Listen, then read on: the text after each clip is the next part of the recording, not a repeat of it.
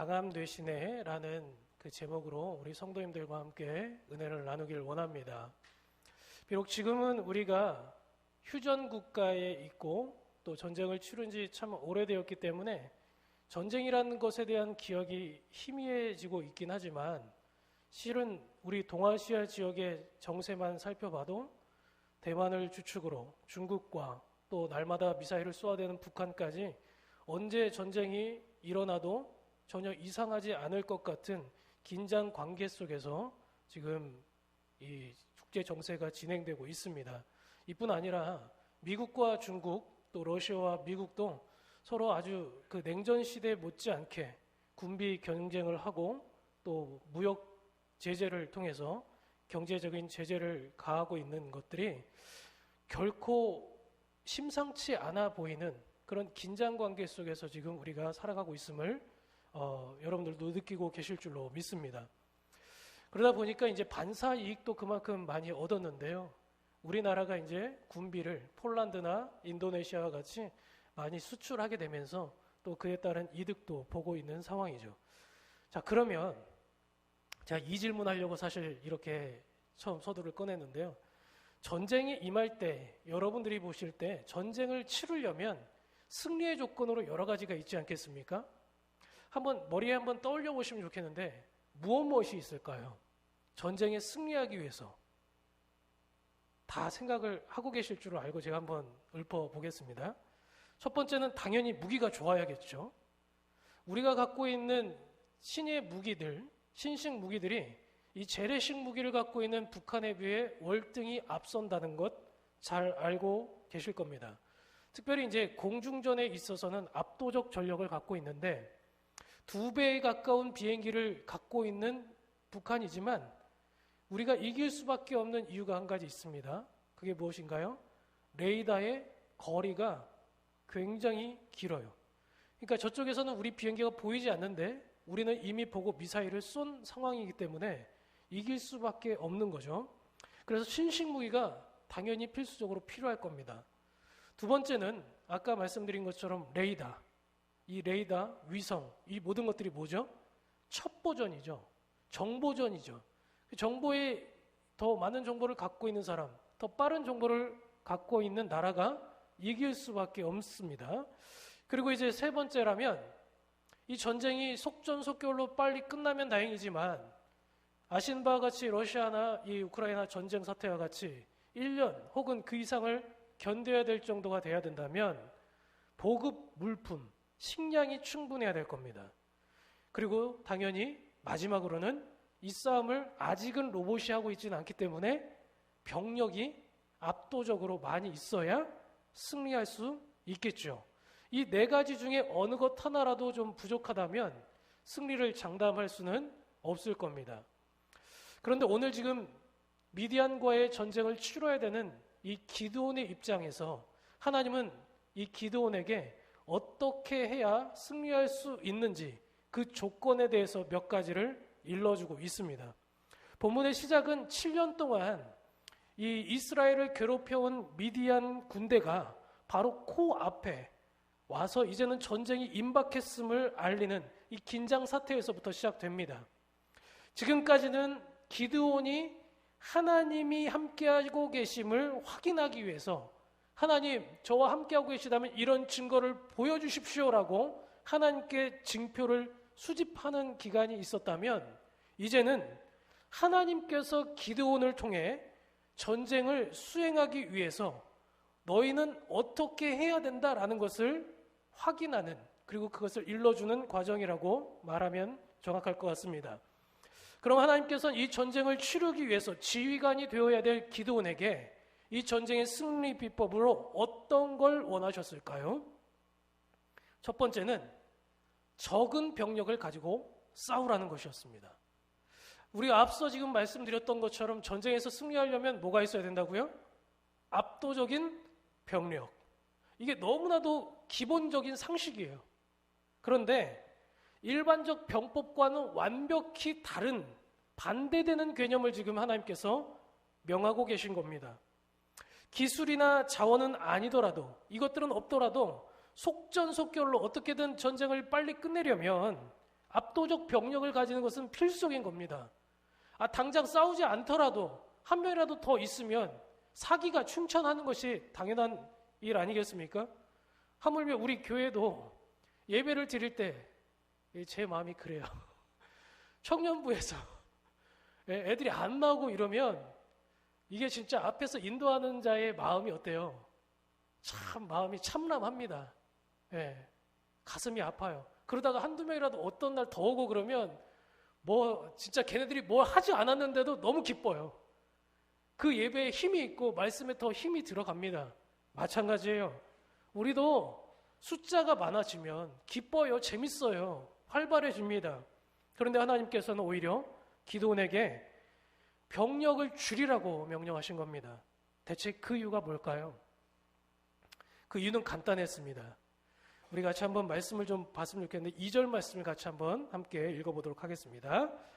2절 읽겠습니다. 시작. 여호와께서 기드온에게 이르시되 너를 따르는 백성이 너무 많은즉 내가 그들의 손에 미디안 사람을 넘겨주지 아니하리니 이는 이스라엘이 나를 거슬러 스스로 자랑하기를 내 손이 나를 구원하였다 할까 함이니라.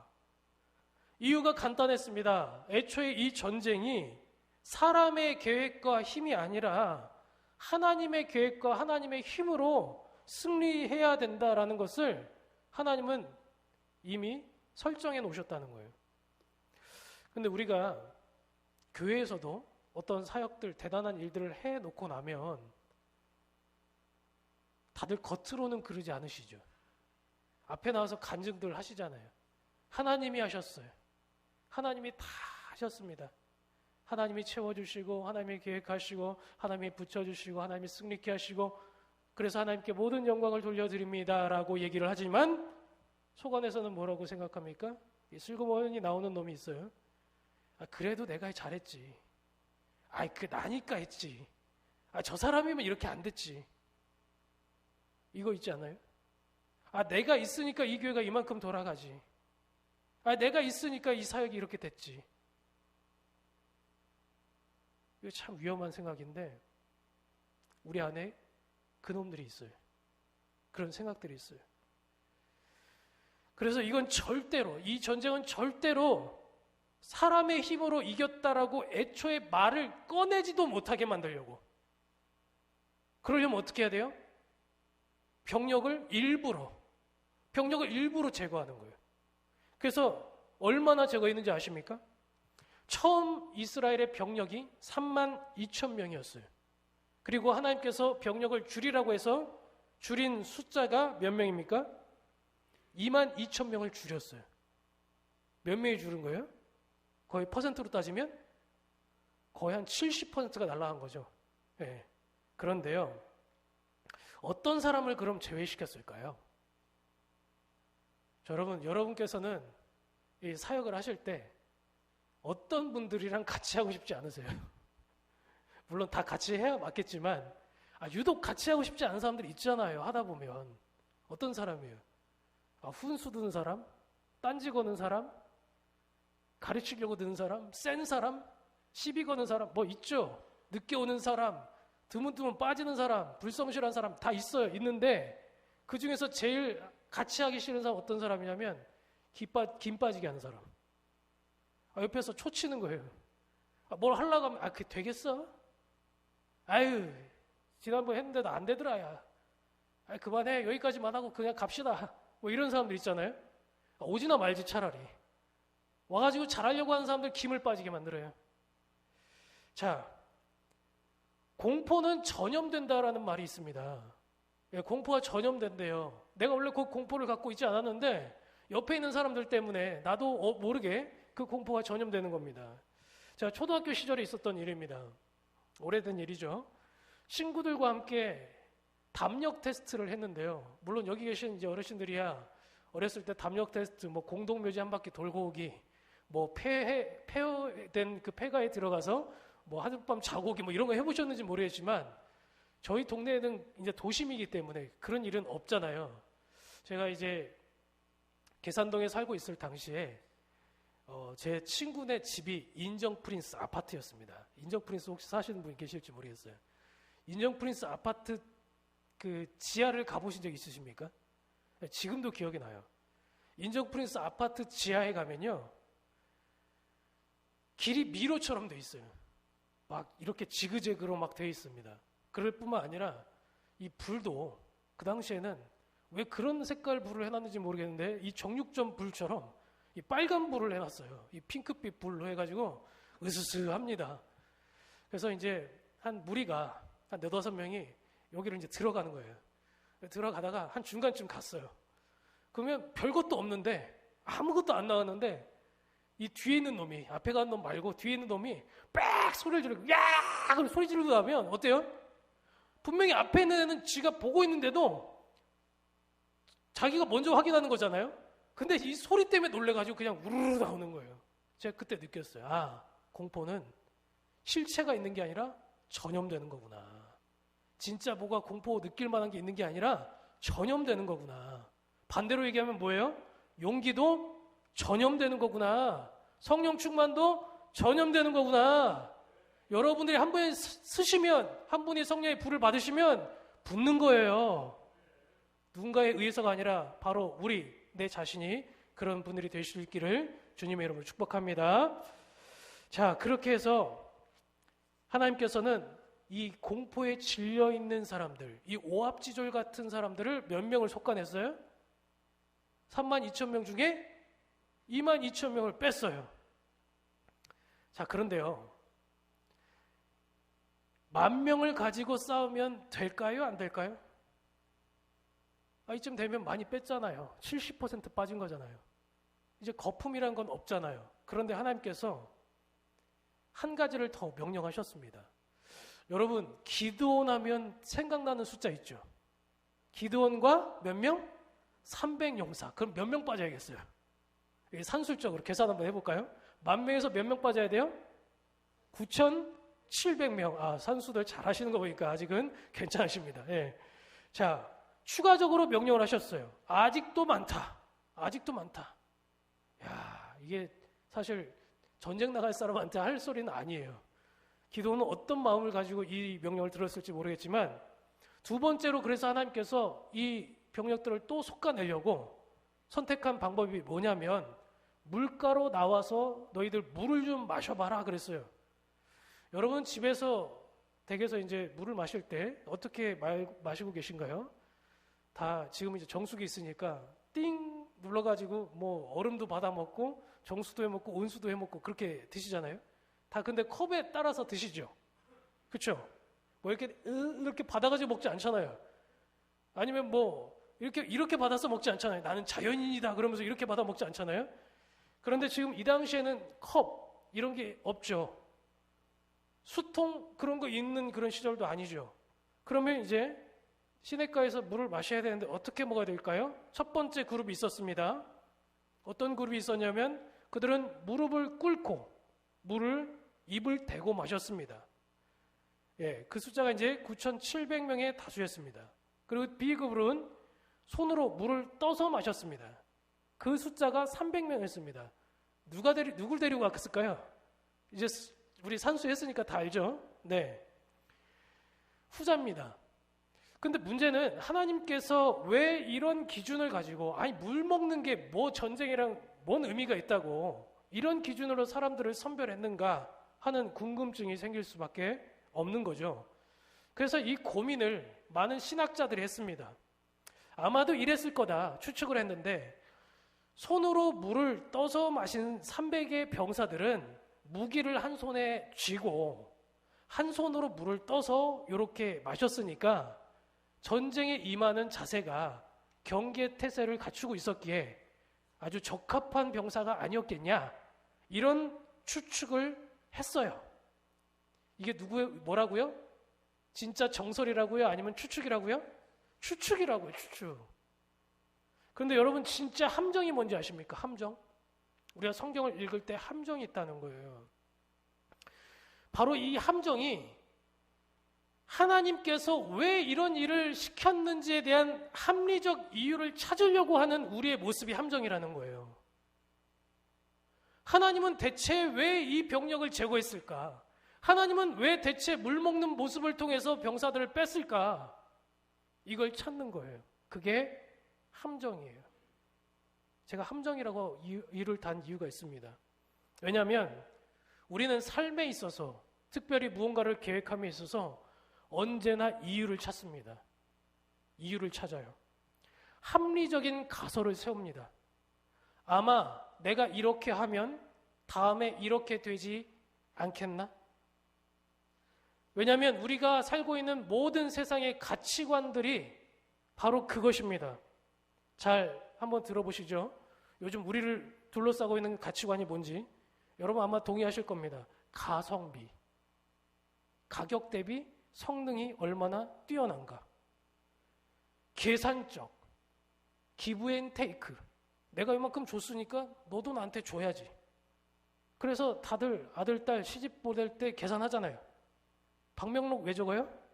받으려고 적는 거 아니에요? 그래서 안 주면 어떻게 돼요? 내가 10만 원 낸데 5만 원 주면 바로 그냥 손절. 나의 인간관계는 거기까지다. 이렇게 생각하는 것이 우리의 합리적인 선택이에요. 오히려 그런데 이렇게 계획하고 이렇게 살아가는 것이 세상에서는 프로페셔널하고 또 준비된 사람이라고 인식이 되기도 합니다. 여러분 한번 잘 생각해 보십시오. 우리가 교회에서 사역할 때도 무언가를 지출하려고 하는데 합리적 계획을 하지 않고 가성비를 따지지 않고 일단 좋은 거 그리고 일단 필요한 게 있고 일단 해야 될 게 있으면 한다고 한다면 그 사람을 야 열심히 있다라고 생각하시겠어요? 아니면 야 과지출하는 거 아니야? 라고 생각하시겠어요? 잘 생각해 보시기 바랍니다.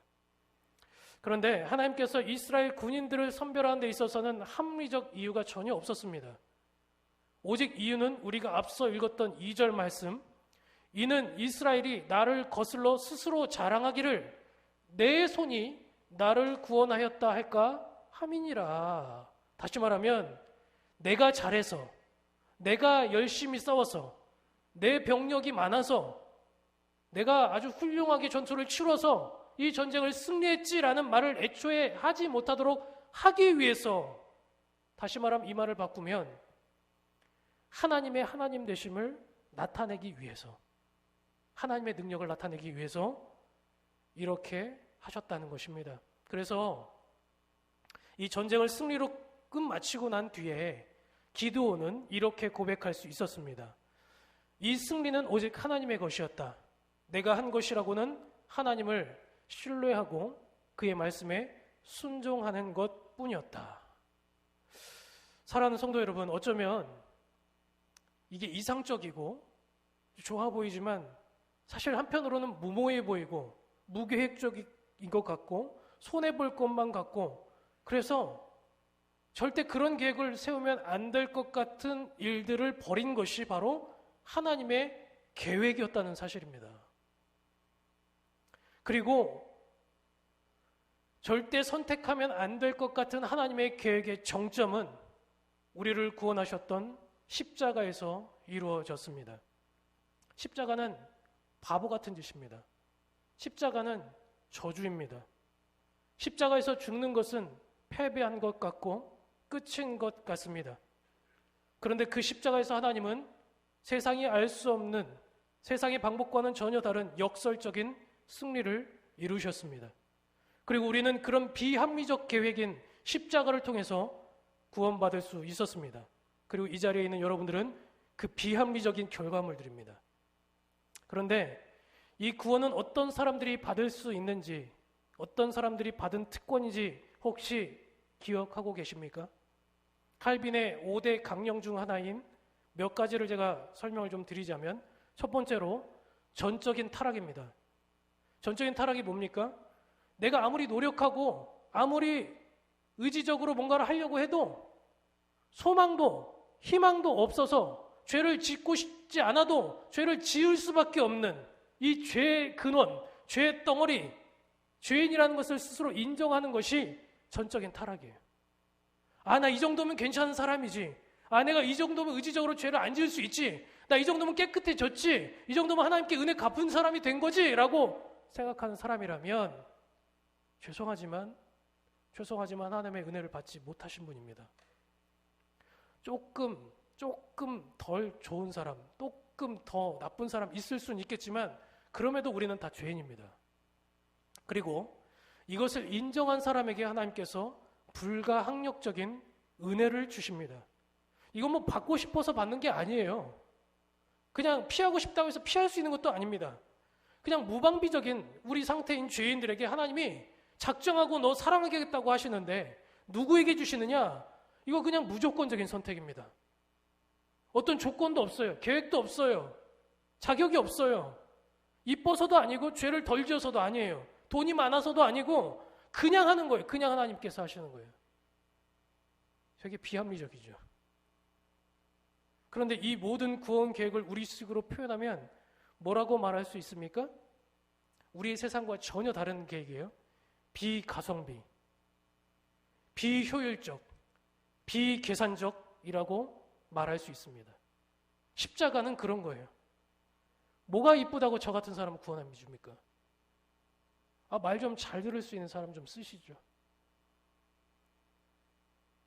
뭐가 이쁘다고 저 같은 목사를 쓰겠어요, 하나님이?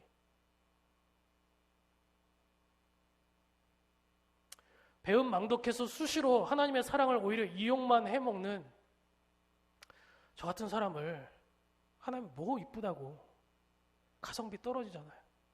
좀 괜찮은 사람 좀 쓰시지. 그런데 예수님은 가성비를 포기하셨어요. 왜요?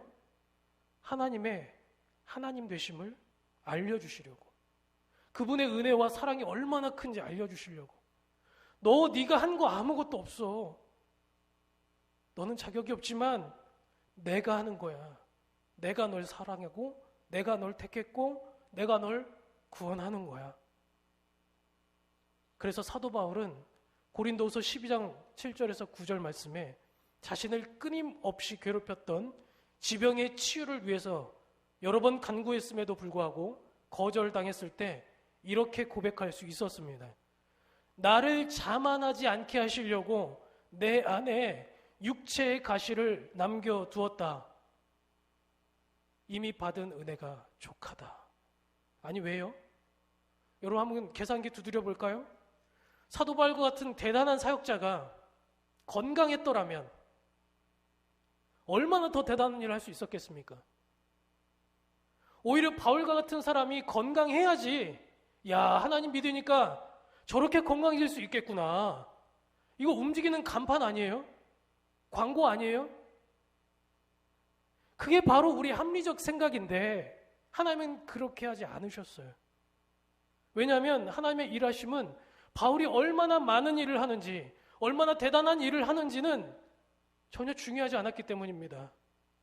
단 하루를 살다 단 한 가지 일을 하다 죽는다 할지라도 하나님의 하나님 되심을 드러나는 것, 그것이 하나님의 계획이셨습니다. 그래서 바울은 훗날 이렇게 고백할 수 있었습니다. 그러므로 나는 오히려 나의 약함을 자랑하노라. 약할 때 강함 되시네. 나의 보배가 되신 주 나의 모든 것. 예수 어린 양 존귀한 이름. 예수 어린 양 존귀한 이름. 아멘.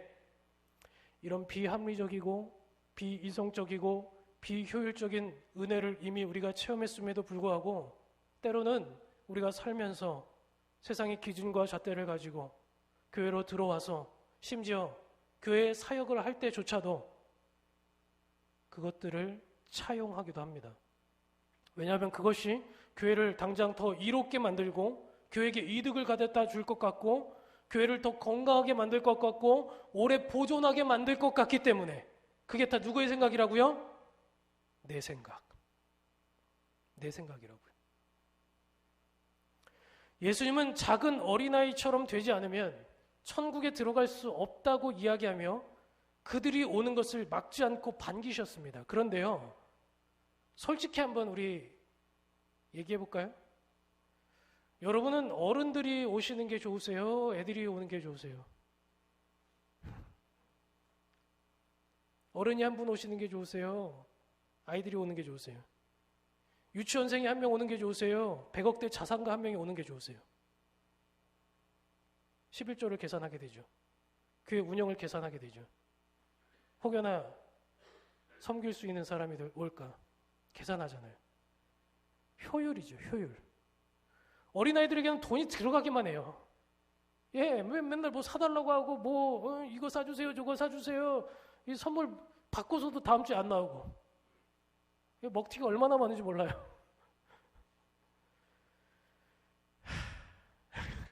당장 눈에 보이는 것들에는 투자하지만 오랜 기간 후에 비로소 열매가 보여지는 교육에는 상대적으로 인색하고 무심하기도 하는 것. 그게 우리의 솔직한 모습 아닙니까? 때론 교회들은 교세의 크기를 자랑하고 성도의 숫자를 가지고 자랑하고 그런 교회를 다니면 뭔가 자신감 있고 자존감 있고 그런 교회를 다니고 있는 직분자면 그런 교회 목사면 그것이 감투이고 영광이 되는 것처럼 생각하고 있지 않습니까? 그런데요, 하나님께서는 오늘도 숫자 노름하지 말라고 말씀하고 계세요. 효율을 따지지 말라고 얘기하세요. 교회는 세상과 다릅니다. 교회는 사업체와도 다릅니다. 교회는 이윤을 창출하는 것도 아니고 교회는 미래를 우리 인간의 계획과 계산으로 남기는 장사를 하는 것도 절대 아닙니다. 교회는 많은 사람이 필요로 하는 것도 아니고 교회는 한 명의 예배자가 있으면 되는 곳입니다. 그래서 오늘 우리에게도 촉구하고 계십니다. 바로 싸울 수 있는 한 사람, 바로 예배 드릴 수 있는 한 사람, 그 한 사람이 우리가 되기를 하나님은 원하고 계십니다. 말로는 하나님께서 다 하셨습니다라고 말하지만 여전히 사람의 이성적인 계획을 더 신뢰하고 있었던 우리들에게 이는 이스라엘이 나를 거슬러 스스로 자랑하기를 내 손이 나를 구원하였다 할까 함이니라 하며 어쩌면 오늘날 교회가 쇠퇴되고 있는 이유조차 그것이 아닐까라는 생각이 들 정도로 믿음이 연약한 자들을 솎아내고 있다는 사실 알고 계십니까? 양과 염소 두 무리를 나누고 구원할 자와 구원받지 못할 자, 유기당할 자를 나누고 결국은 마지막 세대에 멸시 핍박이 올 때 그때 견딜 자들을 찾고 계시다는 사실을 여러분 알고 계십니까? 하나님은 숫자를 원하지 않으십니다. 진심을 원하십니다. 말씀을 정리합니다. 어쩌면 만일 우리의 선택의 결과가 좋을지라도 그게 나의 영광이 되어버린다면 교회는 이윤 창출을 위해 움직이는 세상의 회사들과 다를 바 없을 겁니다.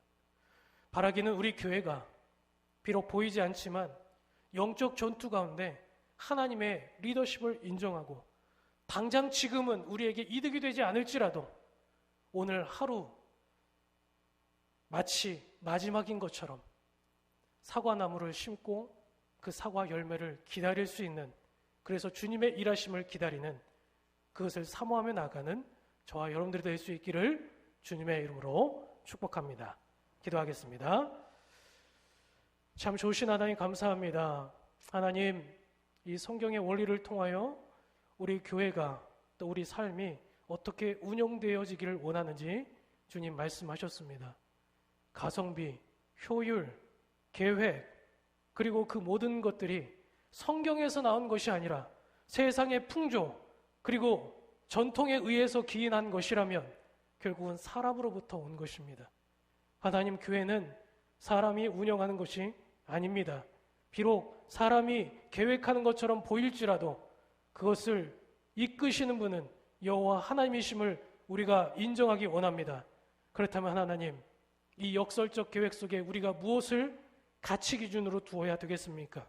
하나님, 우리가 다음 세대 그리고 영혼 그리고 이 교회의 존립 이유인 예배자를 찾는 데에 최고의 목적을 두고 살아가는 우리가 될 수 있도록 인도하여 주시옵소서.